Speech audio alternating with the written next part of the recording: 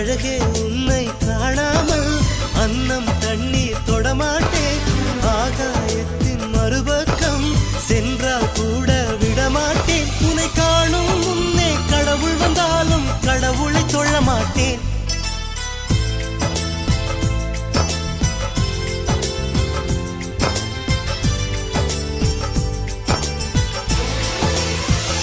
எங்கோ ஓர் சாலை வளைவில் உன் பிம்பம் தொலைந்ததடி.